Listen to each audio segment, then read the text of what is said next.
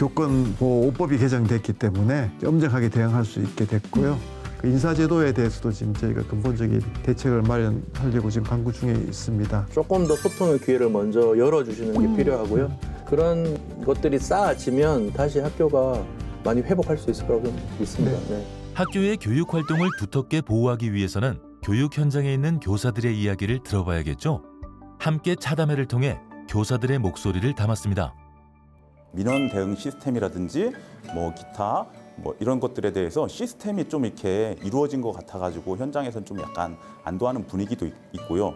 그 전에 비해서 학부모님들이 약간 의식을 많이 하시는 것 같아서 민원이나 이런 것들이 조금 줄어드는 것 같습니다. 과거에는 선생님들이 이제 그간의 경험이나 아니면 인간의 도리, 그리고 규범이나 예절에 의거해서 학생들을 지도했다면은 지금은 좀 더 명확하게 교사들이 어디까지 지도를 할 수 있고 어떤 방식으로 할 수 있고 또 아이들에게 훈육이나 훈계 방식 또는 정말 어떤 아이들을 제지하거나 불이익을 줄 수 있는 명확한 가이드라인이 나온 것, 그것이 가장 좋은 개선된 점이라고 할 수 있습니다. 교원지휘법이 매우 잘 개선돼서 저희에게 적용할 수 있게 마련되었는데요. 다만 아쉬운 점은 홍보가 되지 않고 그러다 보니까 학생, 학부모, 심지어는 교사까지도 그 법을 온전히 받아들이지 못해서 그 점이 좀 아쉬운 것 같습니다. 모든 선생님들은 학생들이 있기 때문에 존재하는 거라고 생각을 해갖고 서로 화합하고 같이 도와가면서 삼주체가 협력하면서 할 수 있는 학교 문화 조성이 되는 게 우선이라고 생각을 합니다. 그런 어떤 사법화를 좀 넘어서 서로 존중하는 문화가 개선돼서 서로 웃고 행복했으면 좋겠습니다.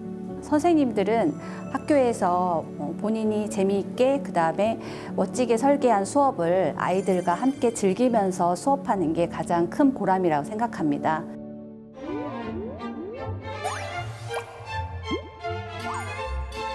누가 뭐라 해도 선생님들은 교실에서 우리 아이들과 함께 할 때 가장 큰 행복을 느끼신다고 하는데요. 쉽지 않은 현실에서도 묵묵히 제자리를 지키면서 가르침에 최선을 다하고 계시는 모든 선생님들께 존경의 마음을 전합니다. 고맙습니다. 네. 자, 그런데 문제는요. 이 교육 현장에서 신뢰가 깨지는 일들이 종종 발생하기도 합니다. 절대 그런 일이 일어나선 안 되겠지만 혹시라도 교육활동 침해로 어려움을 겪고 계시는 선생님들이 계시다면 어떻게 해야 됩니까, 변호사님? 대응 방법으로 일단 1395라는 직통 번호를 운영하고 있습니다. 그래서 교육활동 침해를 당한 교원에 대한 상담과 각종 지원을 원스톱 서비스로 지원하고 있는 것이 있고요. 그 외에도 각 교육감님들께서도 각자 지역 실정에 맞는 법률 서비스를 운영하고 있습니다. 교원 치유센터라든지 아니면 변호사와의 어떤 직통 상담 같은 거 운영하고 있으니까 각 지역의 실정에 맞게 지역 정책에 맞는 수단을 한번 강구해 보시는 것도 괜찮을 것 같습니다. 네. 1395. 네. 네. 우리 선생님들께서 사실 1395를 누를 일이 없어야 되겠지만 그럼에도 불구하고 만약에 문제가 좀 생겼다. 그러면 장관님 이제부터 2부를 우리가 기다렸던 이유가 있지 않습니까? 네네네. 중요한 내용을 말씀해 주셔야 되는데 정부 차원에서 구체적으로 어떤 대책들 마련하고 있습니까? 네. 교권보호위원회 개최를 요청하실 수가 있습니다. 그 교원지휘법 개정으로 해서 그 학교 교권보호위원회가 이제 교육지원청으로 이관이 됐습니다. 그러니까 이제 교권보호위원회라는 것이 학교 내에서 이루어지면 아무래도 교사분들이 부담이 있으시잖아요. 그쵸. 그 이제 교장 선생님 입장에서는 또 이게 너무 또 이렇게 일이 커지는 게 또 우려가 되실 수도 있고 하니까 그걸 아예 학교 밖에 교육지원청에서 다루게 되면 이제 그 피해를 혹시라도 보는 그 교사분들께서는 좀 부담 없이 이렇게 교권보호위원회에 보호를 요청하실 수가 있으니까 좀 더 객관적으로 되겠네요. 그렇습니다. 네. 정확히 교권보호위원회 어떤 기구인가요? 네, 교권보호위원회는 교사가 교육활동 침해 행위를 당했을 때 개최할 수 있는 기구인데요. 피해 교원에 대한 보호 조치와 가해 학생과 학부모에 대한 여러 가지 처분을 할 수 있습니다. 예를 들어서 교사에 대한 교육활동 침해 행위를 한 가해 학생은 교내 봉사부터 퇴학까지 처분이 가능하고요. 이때 의무교육기관인 중학교 때까지는 역시 퇴학은 안 되고 전학 조치까지 가능합니다. 그리고 가해 학부모의 경우에는 서면 사과와 재발 방지 서약서 작성 그리고 각종 교육 이수와 같은 처분이 가능해졌습니다. 그렇게 해서 이제 만약에 이제 심의 의결을 통해서 교권 활동 침해로 인정받게 되면 교육 활동을 침해한 학생과 보호자 등에게 이제 조치가 내려지게 됩니다. 이번에 이제 교권보호법이 개정됐기 때문에 그런 침해 보호자 등에 대한 그 조치가 신설돼서 이제 엄정하게 대응할 수 있게 됐고요. 실제 이제 제도가 실시돼서 한 달간의 그 결과들을 모니터링을 해보니까 네. 교권 활동 침해 그 보호자 등에 대한 조치 비율이 2023년에 33%였는데 지금 2024년에는 79%로 증가했습니다. 그게 이제 훨씬 더 활발하게 조치를 한다는 거고요. 교권보호법이 그 굉장히 이제 그 어떻게 보면 획기적인 이제 법안들인데 아직까지 좀 피부에 안 와닿는 점이 좀 있는 것 같습니다. 또 다행히 입법부가 여야가 보통 이렇게 쉽지 않잖아요. 그쵸. 지금 요즘 특히 이제 갈등이 많이 있는데도 불구하고 교권보호법은 정말 가장 신속하게 통과가 됐습니다. 그러니까 저는 그걸 보면서 우리나라가 역시 그래도 교육에 있어서는 싸우다가도 마음이 통하는 게 있는 거죠. 그래서 굉장히 그 중요한 오법이 통과됐습니다. 많은 분들이 교권보호법이 개정됐다라고는 알면서도 구체적인 내용이 그쵸. 뭔지는 잘 모르시더라고요.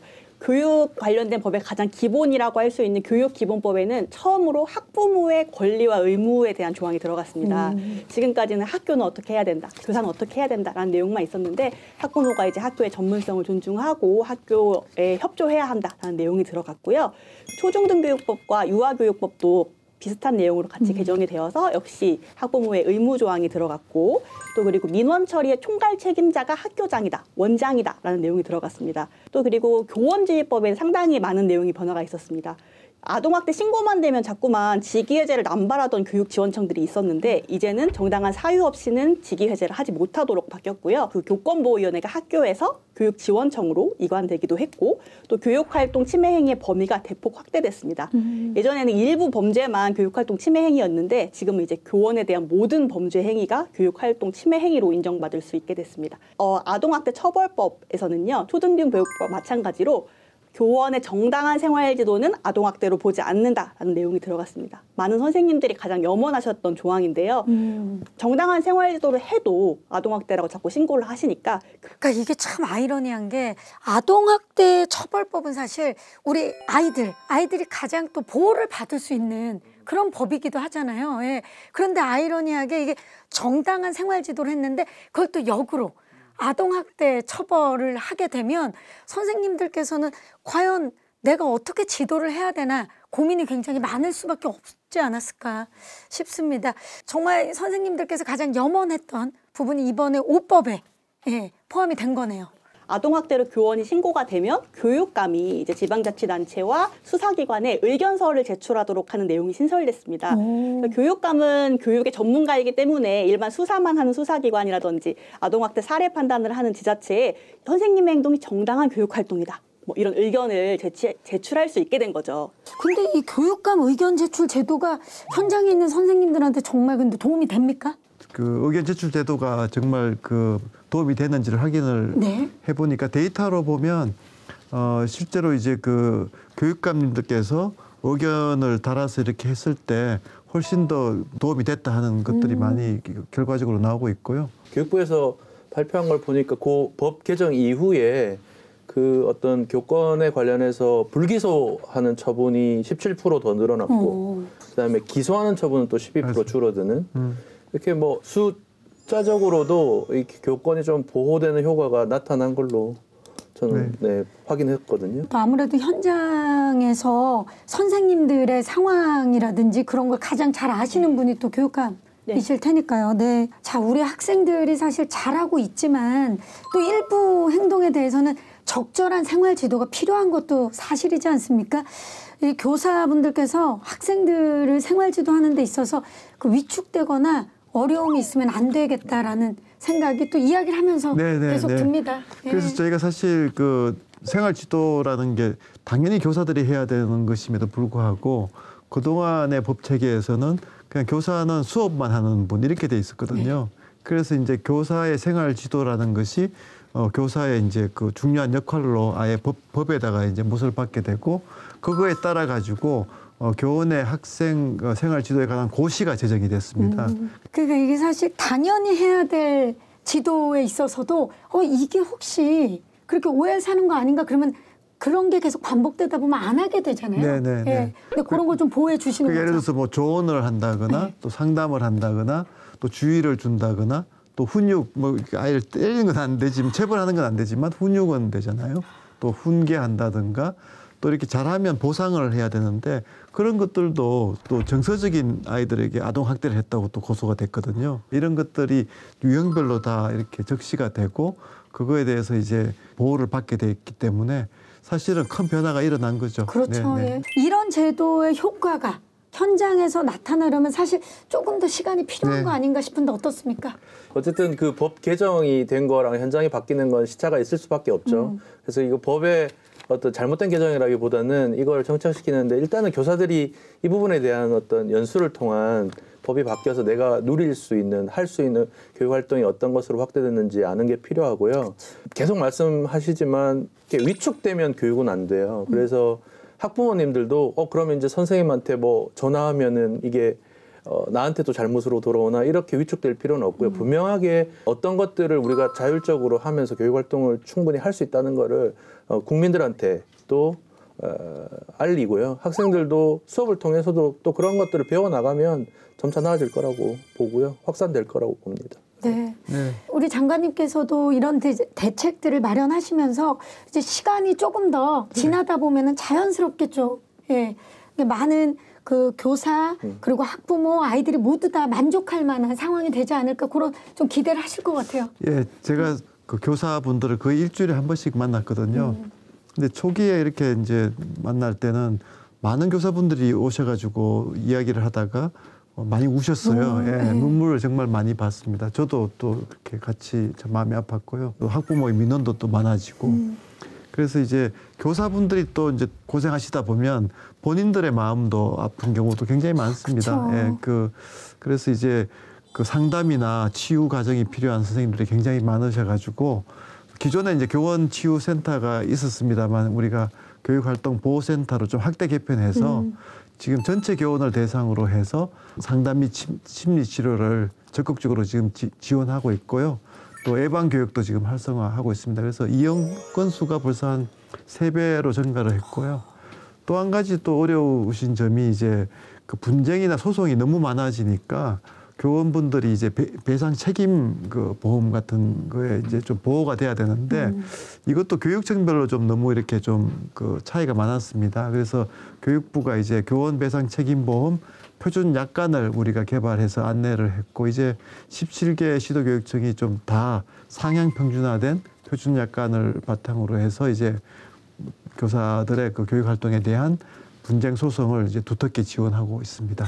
네. 그 민원 대응에 대해서 그동안은 사실 이제 요즘 직장에서의 민원 대응은 민원 대응팀이 별도로 있잖아요. 그런데 학교에서는 그거를 이제 교사분들이 그냥 오롯이 그냥 본인들이 그 민원 대응을 해야만 했거든요. 그래서 이제 그렇게 하지 말고 민원 응대를 위해서 교육지원청별로 또 통합 민원 팀을 구성 운영하고 그렇게 하면 이제 통화 녹음 전화기도 설치하고 또 교육활동보호 통화 연결음도 설정을 하고 또 민원 상담실도 지정 운영하는 그런 방식으로 해서 이제 민원 대응 체계를 좀 구축하고 있습니다. 그래서 지금 저희가 이제 최근에 통계를 확인해 보면 초중고 98.9%에서 그 민원 대응팀이 구성 운영 중이고요.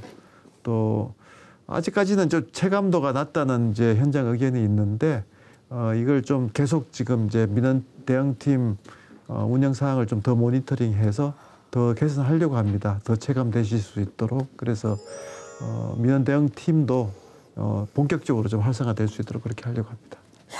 네.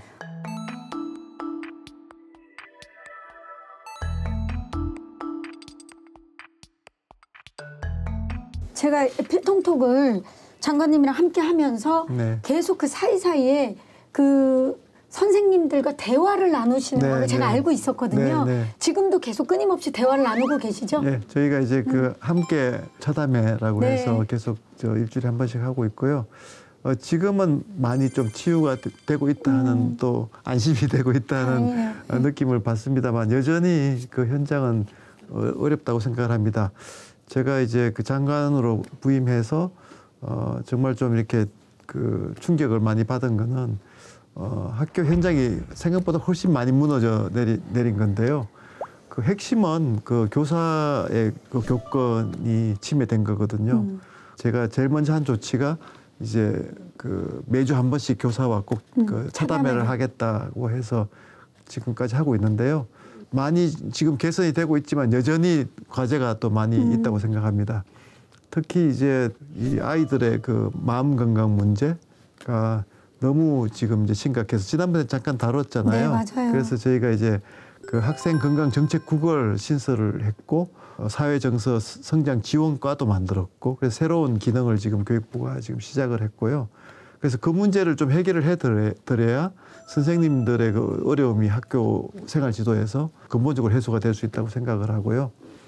또 이제 선생님들의 그 인사제도도 어느 조직이든 그 조직에서 좀 이렇게 행복하시려면 열심히 일한 보람이 있어야 되잖아요. 그런데 열심히 일하는 분들은 더 계속 일만 많아지고 더 자꾸 힘들어지시니까 특히 이제 새내기 교사분들이 너무 자꾸 힘들어지시니까 그 인사제도에 대해서도 지금 저희가 근본적인 대책을 마련하려고 지금 강구 중에 있습니다. 그 여전히 그 해결해야 될 과제들이 많이 있지만 꾸준히 지금 노력하고 있다는 말씀을 드리겠습니다. 네.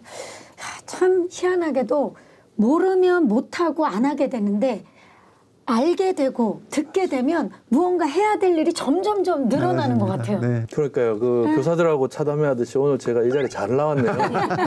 와가지고 이 얘기 들으니까 뭐 연구에 대한 의욕이 더 발끈 올라가고 열심히 해야 되겠다는 생각이 들고요. 교사들한테 마음으로 전달됐으면 좋겠어요. 네. 우리 저 직원들이 제가 교사들과 차담회 할 때 제 표정이 제일 밝다고 예.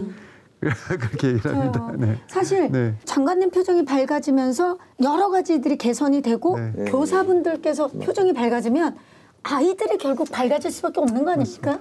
결국은 또 우리 아이들 웃게 하기 위해서 지금 여러 가지들 대책들을 만드시는 것 같아요.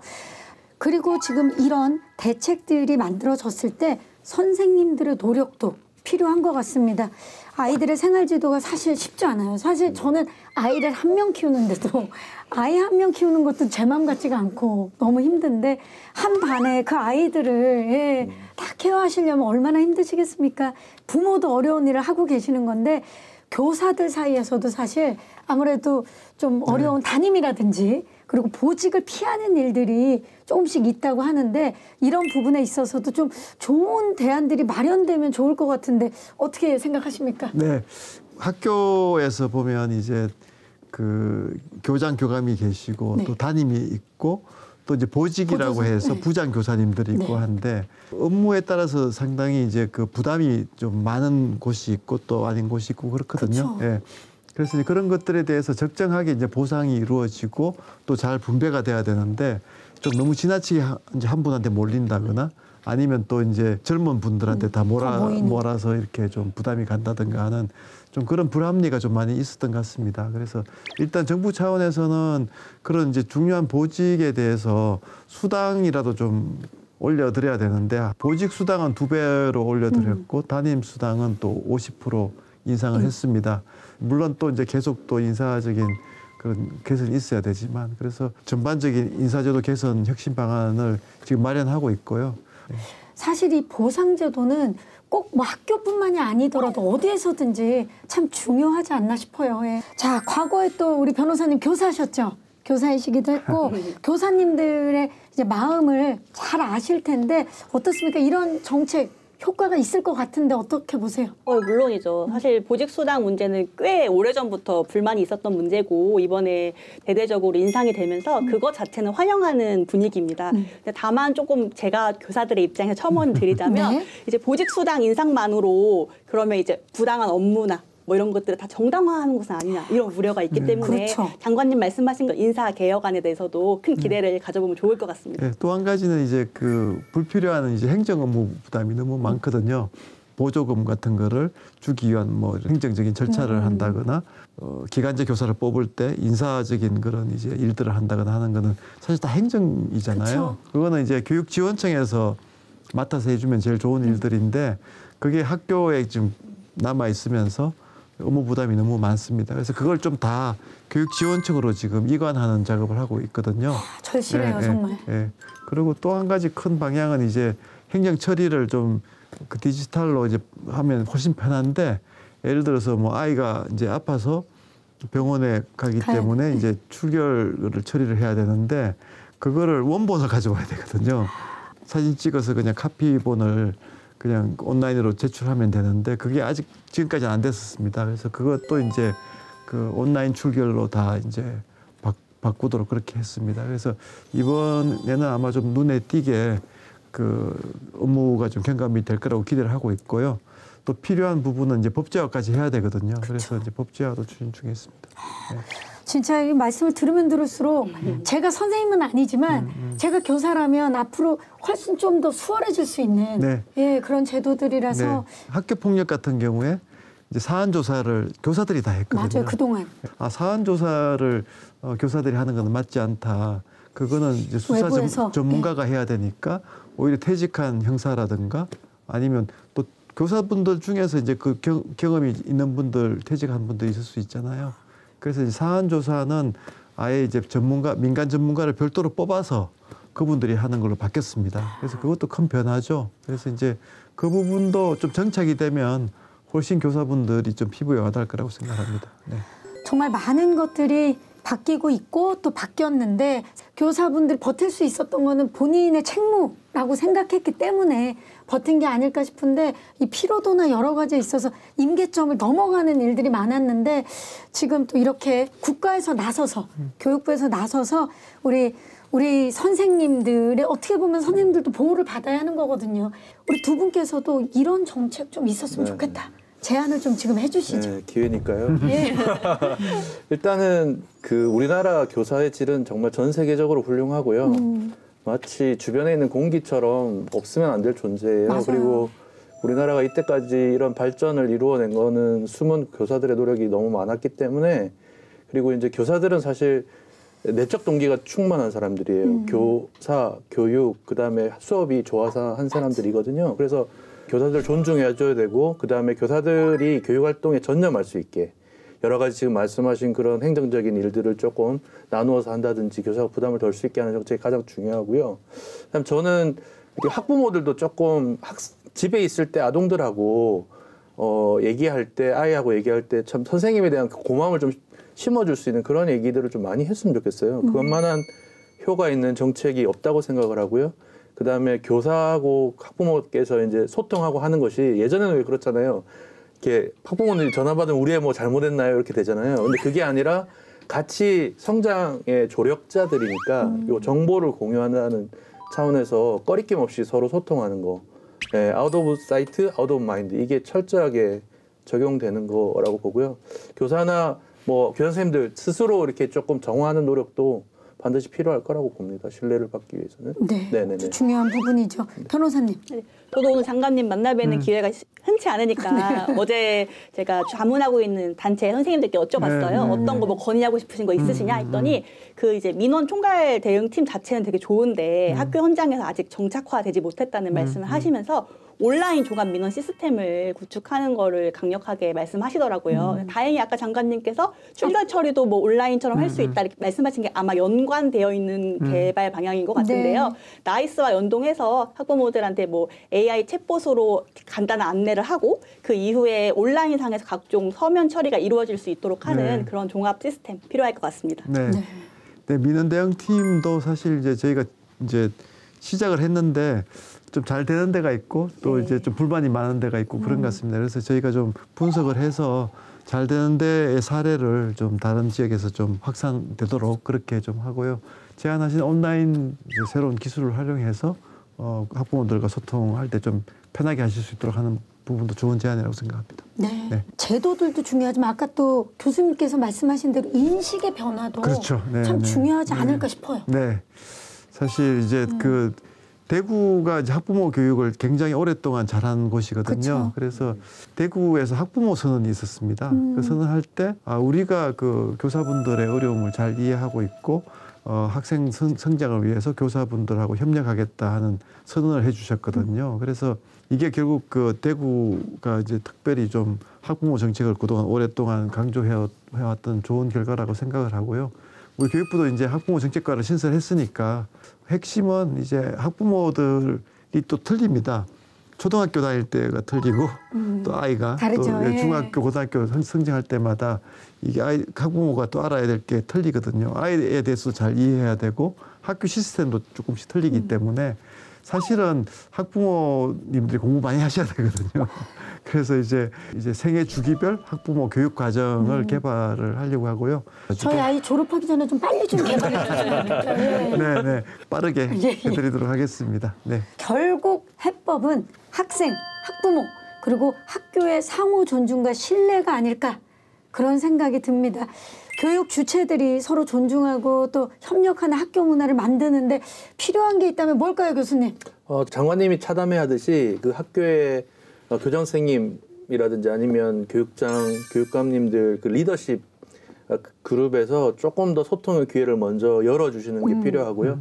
그런 것들이 쌓아지면 다시 학교가 많이 회복할 수 있을 거라고 저는 믿습니다. 네. 저희가 교육 주체 간의 서로 책임과 권리에 대한 이야기를 오늘 많이 나누었는데 제가 알기로는 교육부에서 관련 조례안도 예시안을 발표를 한 걸로 알고 있거든요. 근데 일부 지역만 지금 조례가 개정된 걸로 알고 있는데 그러한 조례를 바탕으로 각 학교 구성원들 간의 자신의 책무와 뭐 이런 권리를 좀 이해할 수 있는 그런 법제화가 되면 좋을 것 같고요. 또 한 가지로는 학부모 교육 연수 말씀해 주셨는데 현장에서 제가 파악하기로는 수요가 굉장히 많더라고요. 저한테도 학부모 교육 해달라고 연수 요청이 많이 들어오는데 제가 온전히 학부모 커리큘럼을 개발해야 되나라고 고민을 하고 있던 찰나에 오늘 학부모 교육과정 개발하고 있다고 말씀해 주셨으니까 빨리 부탁드리겠습니다. 생각이 통하고 있네요. 예. 자, 앞으로 우리 교사들의 교육활동 보호와 관련해서 지금도 많은 일을 하고 계시지만 혹시 추가로 또 어떤 노력을 기울이시는지 좀 마지막으로 여쭤봐도 될까요? 저희가 이제 아까 말씀드린 이제 교원의 마음 건강이 상당히 이제 그 중요합니다. 그래서 이제 교원의 마음이 건강해야 또 아이들 마음도 이제 보살펴 줄 수가 있기 때문에 또 그동안 또 워낙 그 이제 교권이 이제 무너지면서 사실 상처를 받은 교원들이 많이 계시고 하기 때문에 사실 교원 마음 건강을 두텁게 지원하기 위해서 교원 맞춤형 심리 검사 도구와 또 상담 매뉴얼을 개발하고 있습니다. 그리고 또 이제 온라인 상담 예약, 또 민원 접수 처리 등을 위한 온라인 민원 처리 시스템도 개발하고 있고요. 이런 것들이 좀 다 이제 본격적으로 이제 작동이 되면 상당히 많은 이제 도움이 되실 거라고 생각을 하고요. 저희가 하는 학교도 지금 이제 차담회도 하지만 좀 국가적인 캠페인을 계속 하려고 합니다. 그래서 이제 그 교사, 학생, 학부모 3주체가 계속 그 새로운 신뢰와 협력의 문화를 만들어 나갈 수 있도록 함께 학교 그 캠페인을 계속 좀 할 거고요. 방송이나 이런 걸 통해서도 우리 박계임 씨도 좀 나와서 좀 이렇게 스피커 역할을 좀 해주시고 하시면 좋을 것 같습니다. 네. 언제 나가면 됩니까? 꼭 부탁드리겠습니다. 자, 마지막으로 교육활동 보호를 위해서 더 필요한 것은 무엇일지 마지막 제언을 좀 부탁드려봐도 될까요? 네, 제가 변호사로서 또 전직 교사로서 보니까 잘 되고 있는 부분도 있고 좀 아쉬운 부분도 있고 예를 들면 교원의 학생 생활지도에 관한 고시도 현장에서 좀 즉각적으로 적용하기 어려운 부분들이 좀 일부 보이더라고요. 그런 점들 좀 의견을 들으셔서 장기적 관점에서 제도가 잘 정착될 수 있도록 지원해 주셨으면 좋겠습니다. 교수님. 그리고 저는 이제 교육부 차원에서 앞으로 더 정책이 잘 효과를 내고 있는지 없는지를 근접해서 보시고 수많은 좋은 사례들은 또 확산함과 더불어 좀 잘 안 되고 있는 것들은 왜 그런지를 보기 위해서는 저희 연구자들 입장에서는 사실 데이터가 중요하고요. 그런 것들에 조금 노력을 기울여 주시면 좀 좋은 연구로 또 정책적으로도 도와드릴 수 있을 것 같습니다. 뭐 교육 데이터는 저희가 이제 그 증거 기반 교육 정책이라고 해서 교육 데이터를 연구자들에게 좀 보다 적극적으로 개방하고 공개해드리고요. 좀 연구자들이 활발하게 데이터를 활용해서 그 정책 효과 분석들이 좀 더 그 견고한 연구들이 많이 나오면 그게 정책에 또 바로 반영될 수 있도록 그렇게 하도록 하겠습니다. 안심 이주호 장관님, 저는 이게 들을 때마다 참 놀라는 게 이게 평소에 계속 그 생각을 해야만 언제든지 그 이야기가 자연스럽게 나올 수 있는 거잖아요. 정책밖에 모르는 바보. 우리 아이들과 선생님들 그리고 올바른 교육 문화를 위해서 정말 오늘도 열심히 하시는데 마지막으로 우리 학부형 분들과 그리고 선생님들께 당부의 말씀 한 말씀 부탁드립니다. 뭐 지금부터 시작이라고 생각합니다. 그러니까 우리 교육은 선생님들이 교육의 변화를 주도하셔야 되고요. 선생님들이 주인의식을 가지고 이제 그 교실을 이끌어 나가셔야지 성공합니다. 그래서 그게 뭐 세계적으로 다 그거는 인정받는 중요한 원칙이라고 생각을 합니다.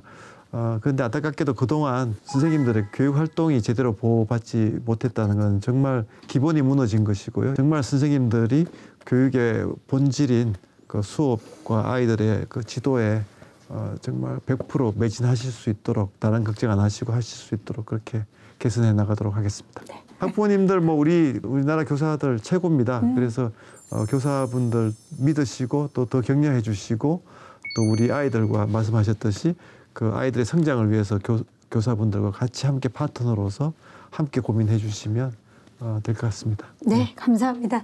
철학자 아리스토텔레스가 스승은 한 아이의 운명을 좌우할 수 있다라고 했습니다. 아이들 한 명 한 명의 성장에 좋은 영향력을 발휘하는 건 의미 있고 참 마법 같은 일 아니겠습니까? 하지만 그 마법에는 선행되어야 할 조건이 있습니다. 바로 행복한 교사가 행복한 교육을 만든다는 것입니다. 그런 의미에서 교사의 교육활동 보호는 어쩌면 행복한 아이를 만드는 첫걸음이 아닐까 싶습니다. 다음 시간에 뵙겠습니다. 고맙습니다.